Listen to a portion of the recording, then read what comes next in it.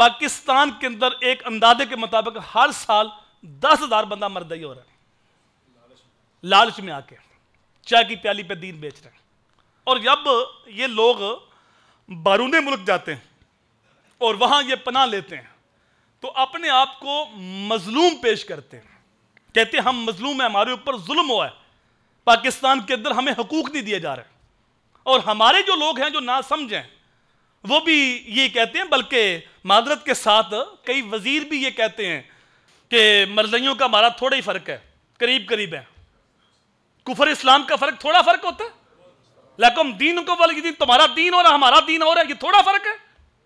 अगर थोड़ा ही फर्क था तो फिर 1200 सहाबा ने अपनी जानें क्यों पेश कर दी, फिर सहाबा ने कुर्बानियां क्यों पेश की? अगर थोड़ा ही फर्क था तो फिर हजूर सल्लल्लाहु अलैहि वसल्लम ने अस्वद अरसी को कुचलने के लिए क्यों सहाबी की ड्यूटी लगाई? ये कुफ्र इस्लाम का फर्क है, थोड़ा फर्क नहीं है।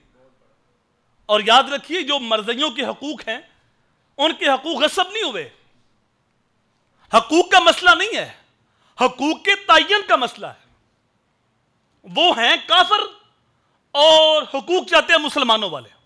मसला सिर्फ इतना है, जब 74 के अंदर असम्बली में यह बिल पास हो गया कि वो अपनी इबादत गाह को मस्जिद नहीं कह सकते, वो मुसलमान नहीं कहला सकते, इस्लामी शार इस्तेमाल नहीं कर सकते, बात खत्म हो गई। वो चाहते हैं कि हैं हम काफिर तो हकूक मुसलमानों वाले मिले। मसला यह है कि जिस तरह बाकी अकलियतें रह रही हैं, यहां ईसाई भी बसते हैं, यहां हिंदू भी बसते हैं, सिख भी बसते हैं, उनकी इबादत गाहें महफूज हैं, उनके जान माल की हुकूमत हिफाजत करती है, जिस तरह वो रहते हैं ये भी रहे। मसला यह है कि वो हैं काफिर और कहते हैं कि मुसलमान कहलाएं और हमारे ओहदे मुसलमानों वाले हों। तो जो हजूर सल्लल्लाहु अलैहि वसल्लम की खत्म नबूवत का बागी है उसका हमारे साथ क्या तल्लुक हो सकता है? उनके साथ हमारा क्या लेन देन हो सकता है?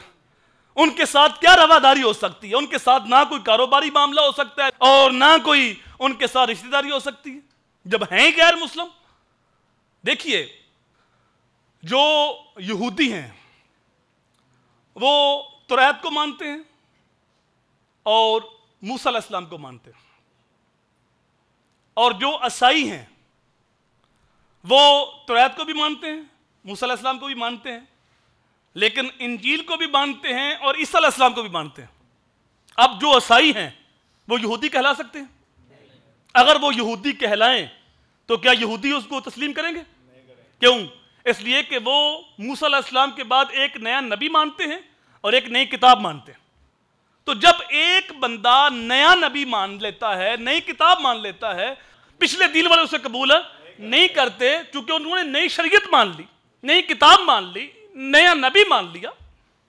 तो जब इमामुल अंबिया सल्लल्लाहु अलैहि वसल्लम आखिरी नबी है और कादियानी हजूर के बाद एक नया नबी मान रहे हैं, एक नई किताब मान रहे हैं, तो वो कुछ और तो हो सकते हैं, मुसलमान नहीं हो सकते।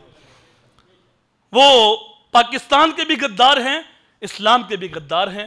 अपनी औलाद को बताओ अकीदा खत्म नबूवत कितना अहम मसला है, यह हम सब की जिम्मेदारी है कि हम नई नस्ल को बताएं।